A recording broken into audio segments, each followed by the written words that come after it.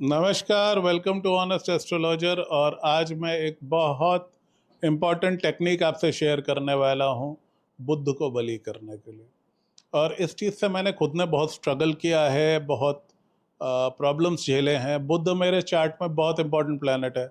Ninth Lord लग्न में बैठा है, बोल बोल के सारी जिंदगी बात करने की, सोचने की कमाई खाई है। इंटेलेक्चुअल वर्क का कारक बुध है।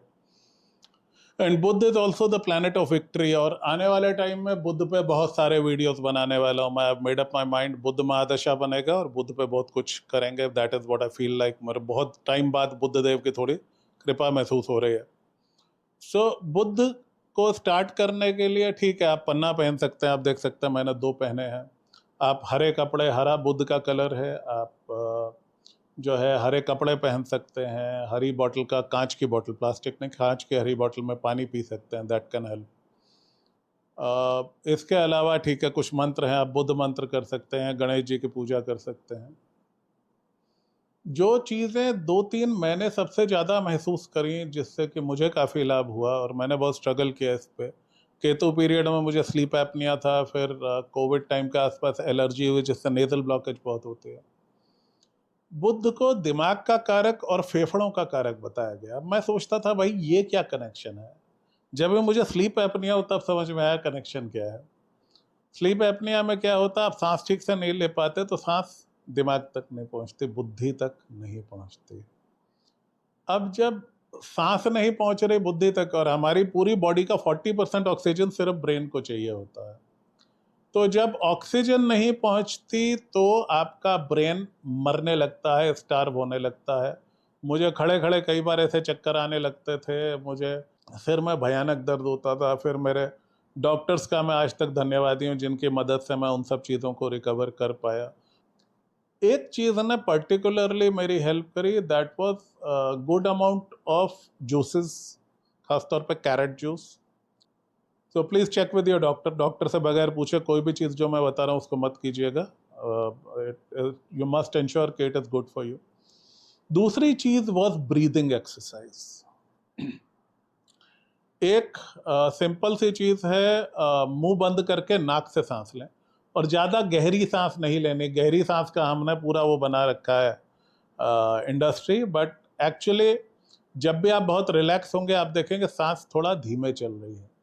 तो सांसों पे बुद्ध का अधिकार है, क्योंकि फेफड़े, नाक, दिमाग सब बुद्ध का एरिया है। ऑक्सीजन बुद्ध का है। हरा रंग तो वनस्पति, पेड़ पौधों का कारक भी बुद्ध को माना जाता है। सो पहली चीज तो ऑक्सीजन रिच एनवायरनमेंट में रहिए, पेड़ों के साथ, पौधों के साथ, कभी जंगल सफारी वगैरह अगर हो सके कीजिए। नहीं हो सकता तो आसपास कोई पार्क है उसमें समय बिताइए।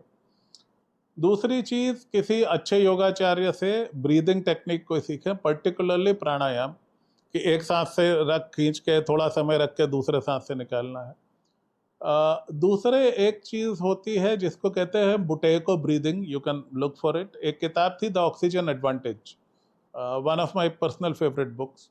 तो उसमें बताते हैं नाक से सांस लेना कितना इंपॉर्टेंट है और मुंह से सांस लेना क्यों अवॉइड करना चाहिए। जिन लोगों के खराटे चलते हैं मेरी तरह, वो सब जानते हैं कि हम मुंह से कितना सांस लेते हैं। जिनको जुकाम रहता है, आपने अक्सर देखा होगा, उनका डार्क सर्कल्स आ जाते हैं। जिनकी नींद नहीं पूरी होती उनका बुद्ध खराब हो जाता है।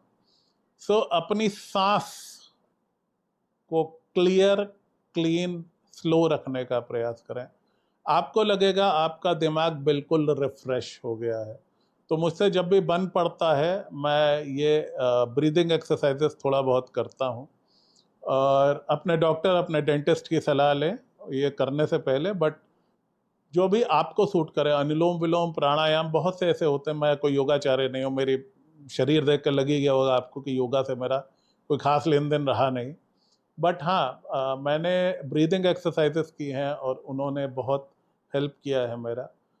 हम क्या है, मन को केंद्रित करने के लिए मेडिटेशन तो बहुत लोग कर रहे हैं आजकल, फैशन हो गया कि सुनते रहें, सांस अंदर खींचें बाहर डालें, अपने मन में देखें आप यहाँ जा रहे हैं, रिलैक्स हो रहे हैं।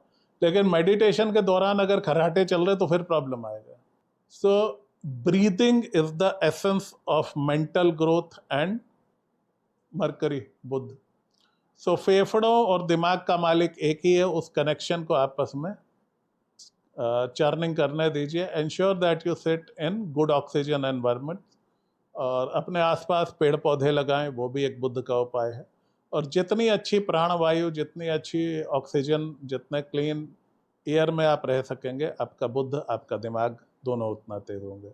सो उम्मीद करता हूँ ये छोटा सा वीडियो आपको पसंद आया। अगर कोई चीज़ इनमें से रेजोनेट करी, किसी चीज़ से अग्री डिसएग्री करते हैं, कमेंट्स में लिखिए और हम बुद्ध पे आगे और डिस्कशन करेंगे।